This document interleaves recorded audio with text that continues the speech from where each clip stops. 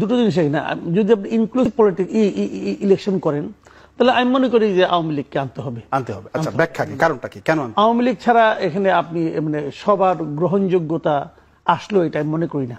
কারণ দেখেন আওয়ামী লীগের কিন্তু আওয়ামী লীগের বিরুদ্ধে তো ব্যাপক অভিযোগ, যেটা কোন দলের বিরুদ্ধে অভিযোগ নাই রে ভাই?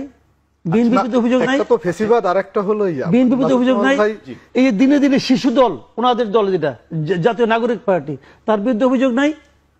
অভিযোগ নাই কোন, অভিযোগ থাকা এক জিনিস আর দল অ্যাজ এ হোল দল সেটা আরেক জিনিস।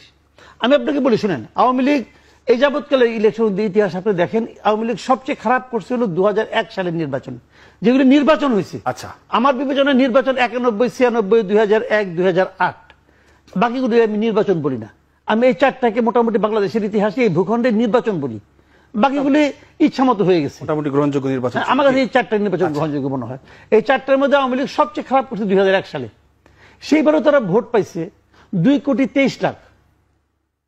সেইবারও তারা 2,23,00,000 ভোট পাইছে, যেবার সবচেয়ে কম পাইছে। কাজে আপনি আওয়ামী লীগকে থাকতেই দিবেন না, ব্যালটে নামই থাকবে না, এটা আমি সমর্থন করি। এটার নাম গণতন্ত্র না আমার বিবেচনায়। সবাই আসবে, জনগণ আওয়ামী লীগের অবস্থানটা কোথায় এটা জনগণ বুঝিয়ে দিবে।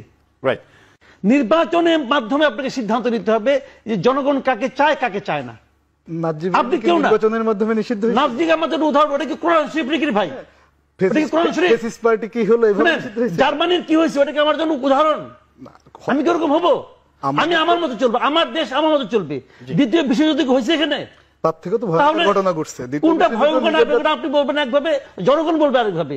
জনগণের সিদ্ধান্ত আপনি নিতে পারেন না, এই এখতিয়ার আপনাকে কেউ দেয় নাই। জনগণ 5 আগস্ট রায় দিয়ে দিয়েছে উৎখাত করে। আপনি তো বলতেছেন এটা আপনার কথা, আসেননি ইলেকশনে। জনগণ তো এই 5 জুলাইয়ের সবাই আপনার সঙ্গে, এই 5 আগস্টের সবাই আপনার সঙ্গে ছিল। ইলেকশন করেন না, দেখি না কয়টা সিট পান। আসেন না রে ভাই, তখন দেখবেন জনগণ কোন দিকে চলে গেছে।